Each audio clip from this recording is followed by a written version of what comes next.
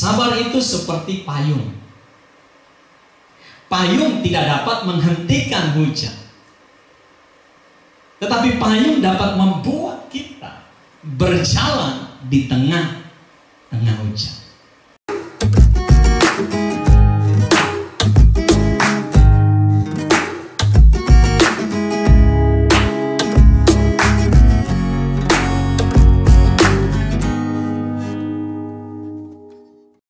Jemaat yang kekasih, mari buka Alkitab kita di dalam surat Yakobus pasal yang kelima, ayat yang ke-7 hingga ayat yang ke-11. Surat Yakobus pasal 5 ayat 7 hingga ayat yang ke-11. Karena itu saudara-saudara, bersabarlah sampai kedatangan Tuhan. Sesungguhnya petani menantikan hasil yang berharga dari tanahnya, dan ia sabar sampai telah turun hujan musim gugur dan hujan musim semi. Kamu juga harus bersabar dan harus meneguhkan hatimu, karena kedatangan Tuhan sudah dekat. Saudara-saudara, janganlah kamu bersungut-sungut dan saling mempersalahkan, supaya kamu jangan dihukum. Sesungguhnya hakim telah berdiri di ambang pintu. Saudara-saudara, turutilah teladan penderitaan dan kesabaran para nabi yang telah berbicara demi nama Tuhan. Sesungguhnya kami menyebut mereka berbahagia, yaitu mereka yang telah bertekun. Kamu telah mendengar tentang ketekunan Ayub, dan kamu telah tahu apa yang pada akhirnya disediakan Tuhan baginya, karena Tuhan Maha Penyayang dan penuh belas kasihan. Bapak, Ibu, Saudara yang kekasih di dalam Yesus Kristus, tema kita hari ini adalah kesabaran. Sekali lagi, tema kita hari ini adalah kesabaran. Nah, kalau kita baca dari ayat 7 sampai ayat yang ke-11, ada dua kata yang menarik hati saya untuk berbagi dengan saudara pada kesempatan ini. Yaitu kata yang pertama, sabar atau kesabaran. Di situ diulang sebanyak 4 kali. Dan kata yang kedua adalah ketekunan, diulang sebanyak 2 kali. Saya tidak akan membahas dua-duanya, tetapi saya membahas khusus tentang kesabaran. Karena hari-hari ini kita banyak membutuhkan kesabaran. Nah, Bapak, Ibu, Saudara yang kekasih di dalam Yesus Kristus, ketika saya merenungkan firman Tuhan ini, ada satu statement yang menarik hati saya tentang kesabaran. Statement itu berkata, sabar itu seperti payung.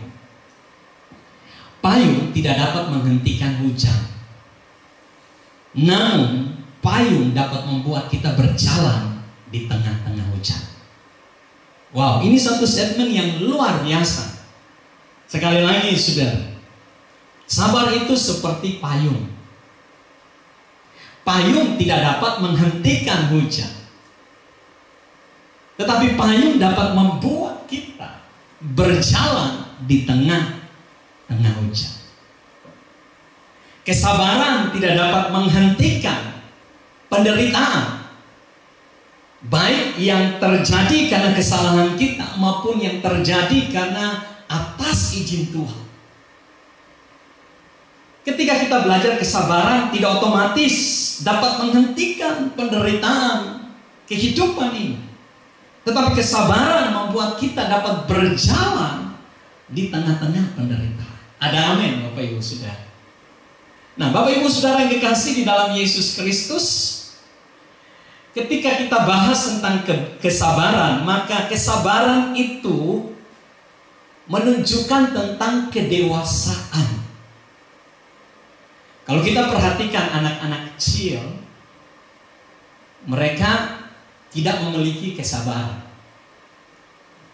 Buktinya saja, saudara, ketika mainan anak-anak kecil saudara ambil atau dirampas oleh teman sebayanya, maka dia akan berusaha dengan dengan sekuat tenaga, mungkin dengan tangisan, mungkin dengan teriakan, mungkin dengan pukulan, mungkin dia datang melapor pada orang tuanya. Supaya apa? Supaya dia mendapatkan kembali apa yang dia sukai, yaitu mainannya.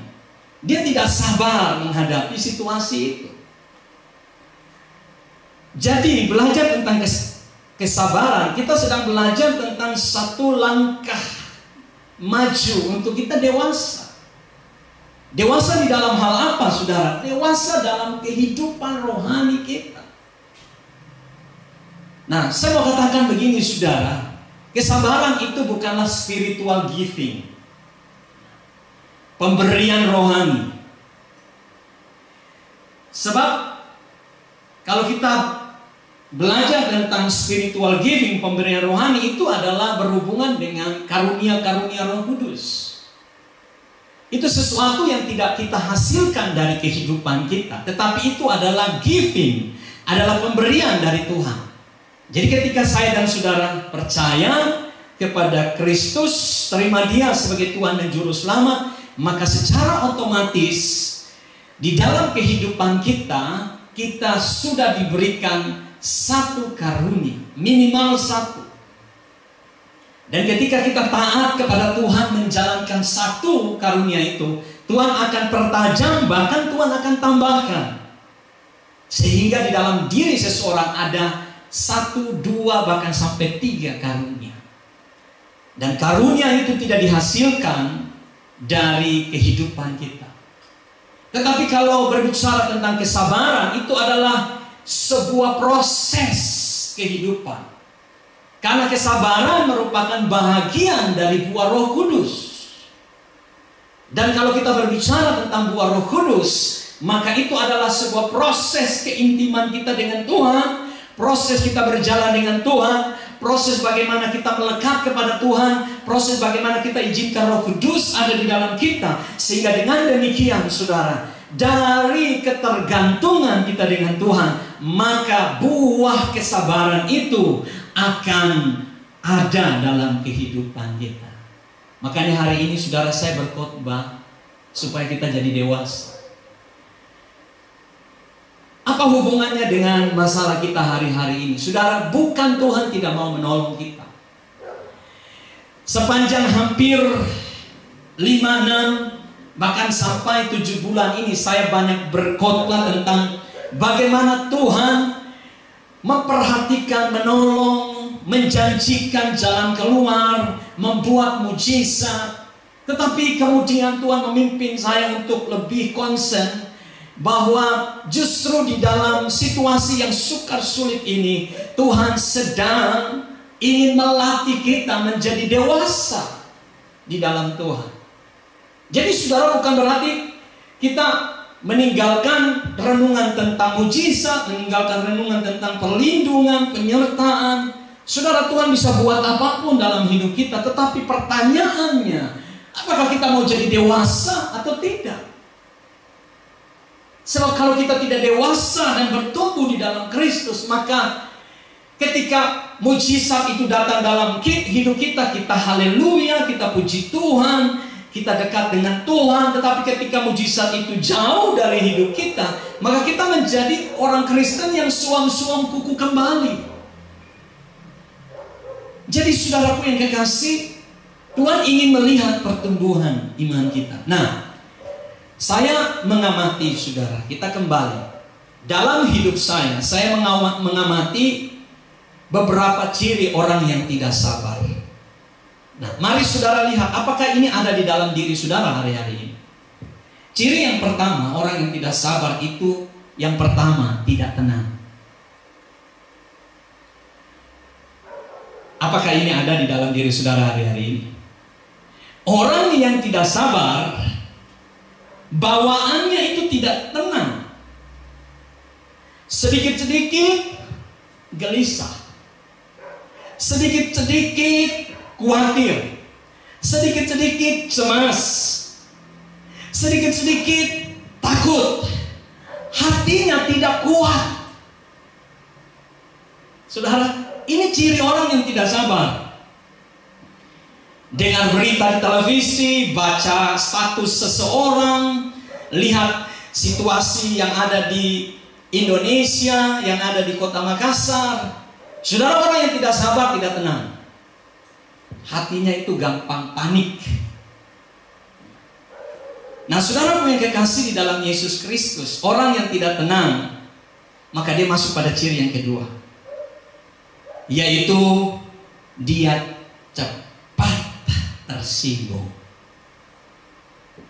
Nah, ini dia saudara. Apa ada di dalam hidup saudara hari-hari ini? Ya, kalau hati saudara tidak tenang, bawaan yang kedua, cepat tersinggung. Istri bawa kopi, ketika saudara minta teh, tersinggung. Suami bilang, tolong buat teh, istri datang bawa kopi. Ketika hati saudara tidak tenang, hadapi persoalan yang kecil, saudara gampang tersinggung.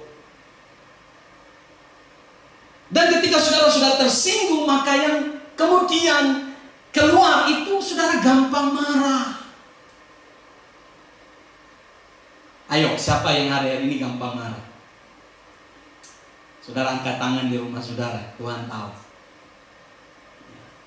Mengapa gampang marah? Karena mungkin saudara datang lihat kondisi perusahaan saudara, kondisi pekerjaan saudara, kondisi keuangan saudara. Mungkin hari-hari ini saudara mengalami banyak kesulitan. Dan ketika hati saudara tidak tenang, maka saudara gampang tersinggung kepada pegawai saudara, mungkin yang masuk terlambat, mungkin yang bekerja salah, akhirnya saudara langsung marah.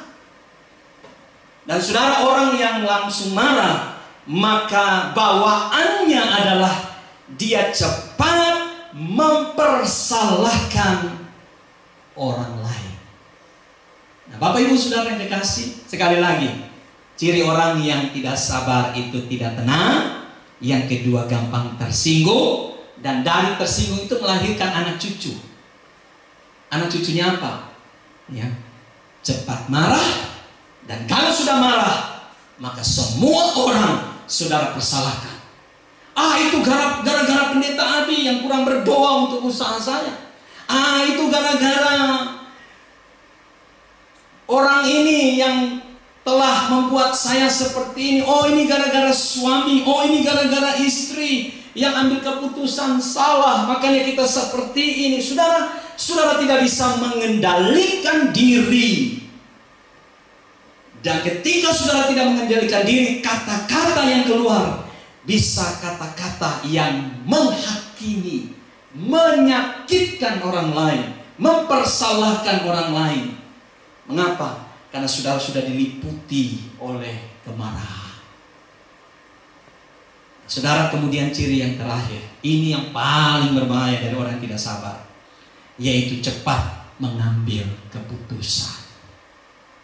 Ketika hati sudah tidak tenang, cepat emosi, marah, mempersalahkan orang lain, maka muncul langkah yang terakhir dari seorang yang tidak sabar, cepat ambil keputusan. Saudaraku yang kekasih, hari ini keputusan apa yang saudara sudah ambil dan salah? Mari kembali kepada Tuhan. Mari berbalik kepada Tuhan sebelum terlambat. Kita semua pernah berbuat atau mengambil keputusan yang salah. Mengapa? Karena kita kurang sabar. Hari ini mari kita introspeksi diri kita sendiri, dan kita mau melihat apa sih yang saya sudah lakukan di tengah-tengah situasi yang sulit ini. Apakah saya sudah memutuskan hal yang benar di dalam hidup ini? Mari kembali untuk belajar bersabar. Saudara, Abraham membutuhkan 25 tahun untuk mendapatkan Ishak. Yusuf membutuhkan 13 tahun untuk menjadi perdana menteri di Mesir. Musa membutuhkan waktu 40 tahun di padang gurun, dilatih oleh Tuhan, dan pada akhirnya dia umur 80 tahun baru dia dipilih menjadi pemimpin Israel. Dan saudara, Daud membutuhkan 15 tahun. Ketika dia diurapi oleh Samuel, baru 15 tahun kemudian dia jadi raja atas Israel. Seorang perempuan yang sakit pendarahan membutuhkan 12 tahun, baru dia ketemu Yesus dan dia sembuh. Kalau hari ini mungkin baru sebulan, 3 bulan, 6 bulan karena pandemi, 7 bulan. Lalu kita mulai tidak sabar. Maka kita menjadi orang Kristen yang dalam bahasa gaul itu cemen. Saya tidak tahu ada artinya apa, tetapi artinya saudara, jadi orang Kristen yang apa ya, kurang kualitasnya. Sedikit-sedikit mengeluh, sedikit-sedikit bersungut-sungut. Mari kita belajar, saudara, apa yang Tuhan mau supaya kita bersabar. Dan apa yang terjadi ketika seseorang itu bisa bersabar? Saudara, di dalam cerita firman Tuhan ini, Tuhan memberikan ilustrasi yang luar biasa dari seorang petani yang harus bersabar untuk bekerja dan kemudian menantikan hujan, sehingga pada akhirnya apa yang dia kerjakan itu bertumbuh dan menghasilkan buah. Dan Tuhan juga menggambarkan kesabaran itu tentang bagaimana kita menantikan kedatangan Kristus Yesus yang kedua kali.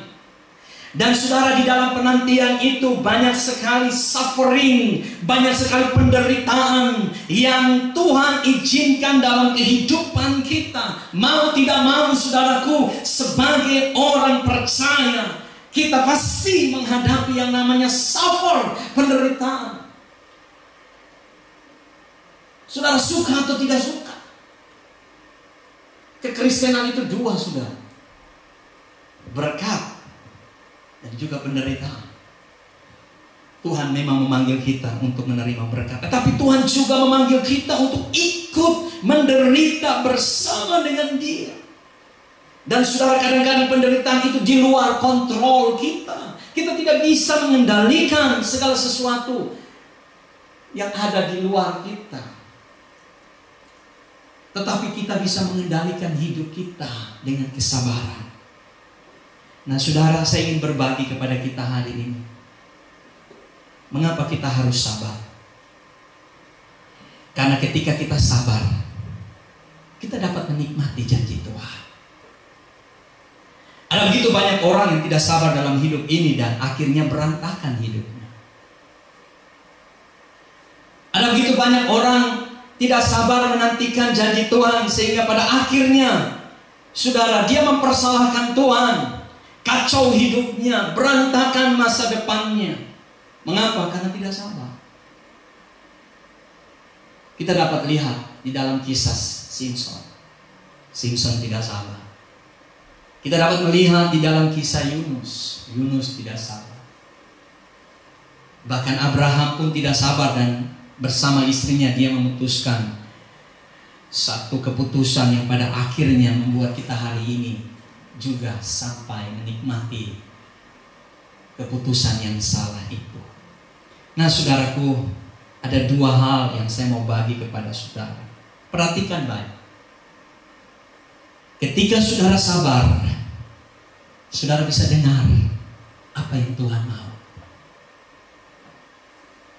Ketika hati saudara tenang, menghadapi kesulitan, badai hidup saudara, saudara hadapi dalam ketenangan. Firman Tuhan katakan, saudara lihat di dalam ayat 8, kamu juga harus sabar dan harus meneguhkan hatimu. Artinya, ketika kita sabar, hati kita akan tenang, hati kita akan teguh.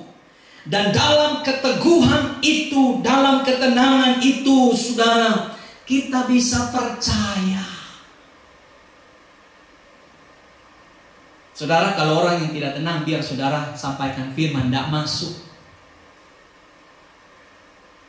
Kalau hati saudara sedang galau, hati saudara sedang panas, hati saudara sedang mempersalahkan orang lain, biar 1000 firman datang yang baik dalam hidup saudara, pasti saudara, nggak mungkin lah. Mustahil. Tidak akan selesai masalah. Dan saudara, konsekuensi dari ketidakpercayaan, mujizat Tuhan tidak akan terjadi. Tetapi orang yang sabar, dia dapat dengar suara Tuhan. Suara Tuhan itu dari mana, saudara?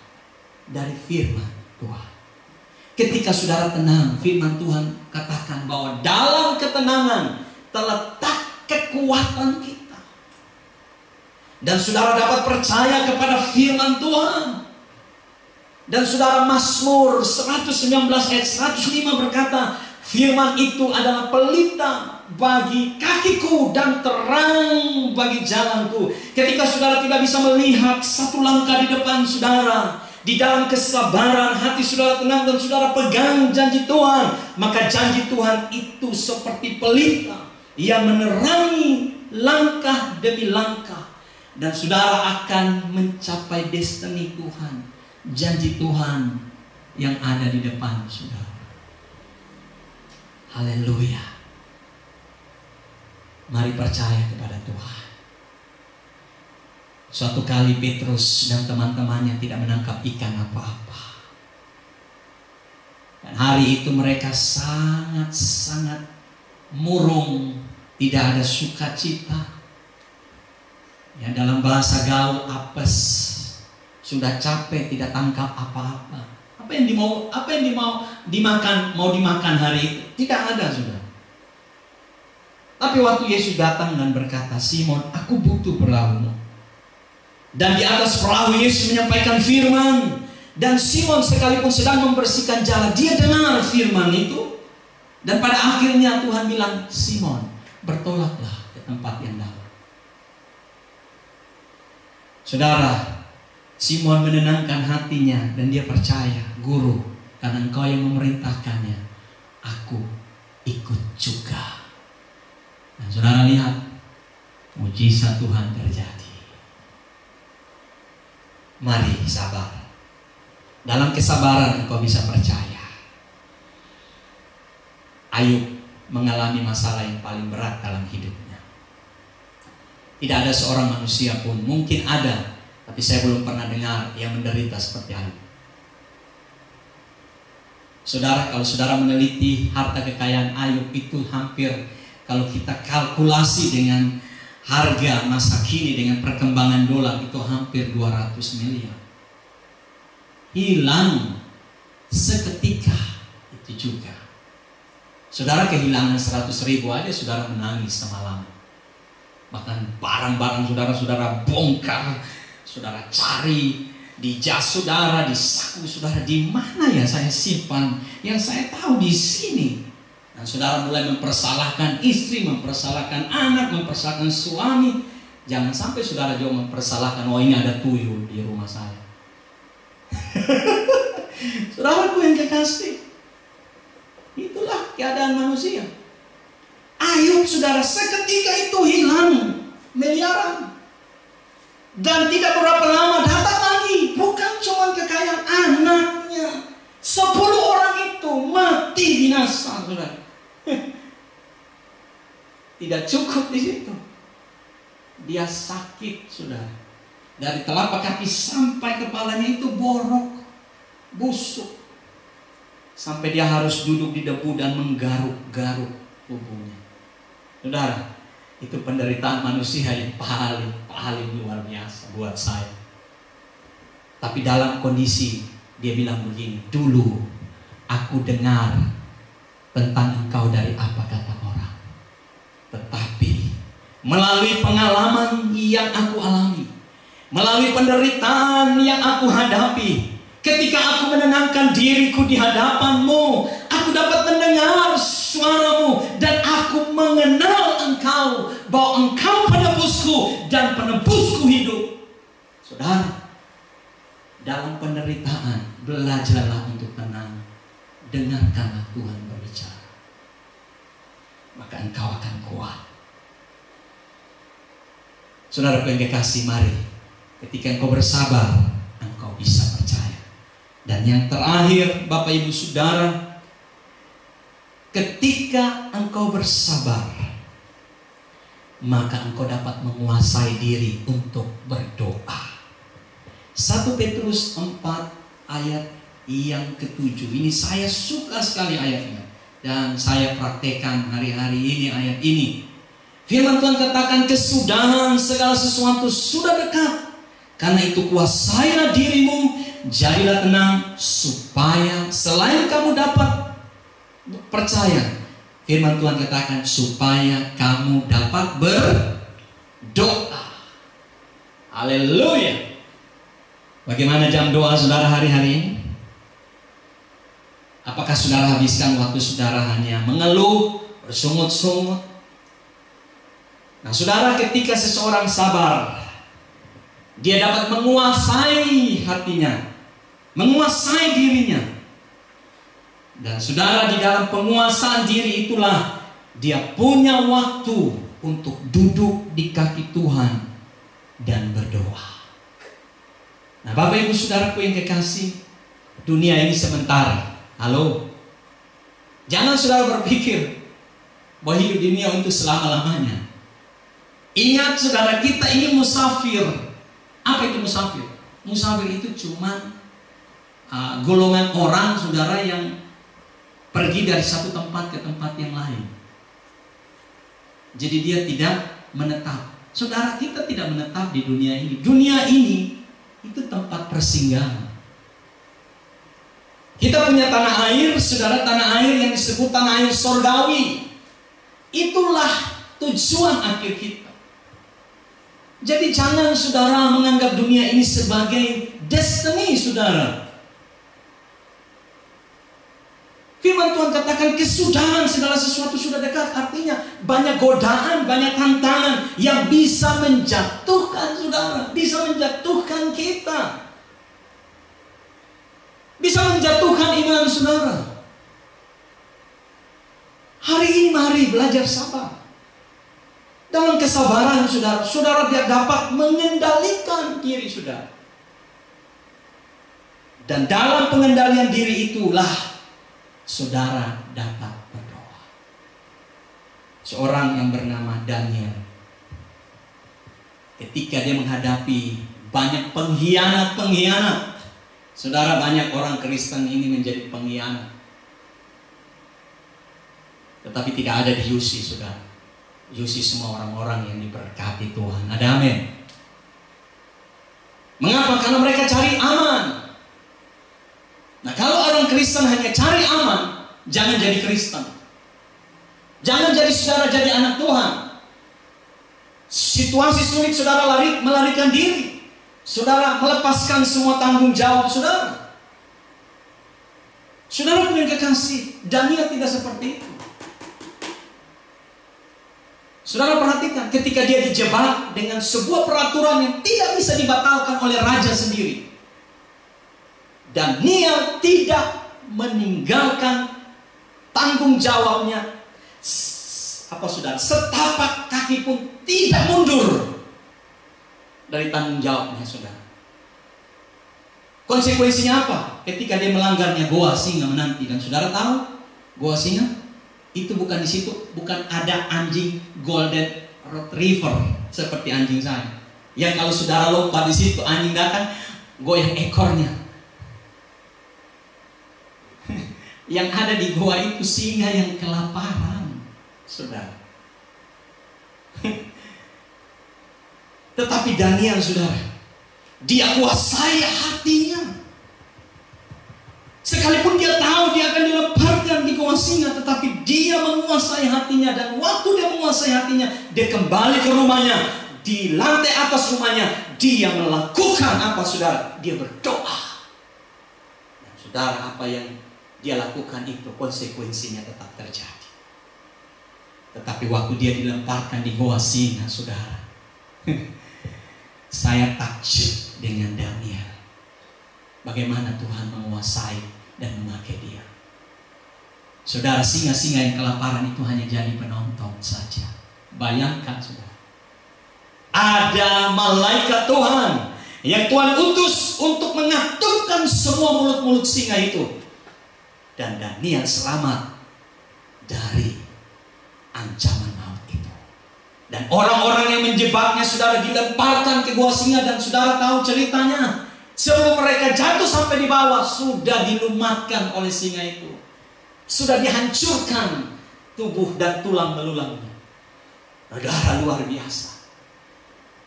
Ketika saudara tenang, saudara dapat berdoa. Dan ketika saudara berdoa, ingat, saudara akan menerima mujizat dari Tuhan. Mulailah dengan bersabar hari ini.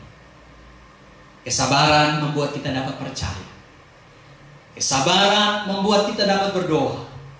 Dan ketika saudara percaya dan saudara berdoa, maka firman Tuhan katakan saudara menuai hasil yang terbaik yang Tuhan siapkan. Bahkan saudara dapat berdiri di atas badai dan saudara dapat berjalan bersama dengan Tuhan untuk menunjukkan bahwa saudara anak Tuhan. Saudara adalah orang-orang yang mengasihi Tuhan. Kiranya firman Tuhan memberkati kita.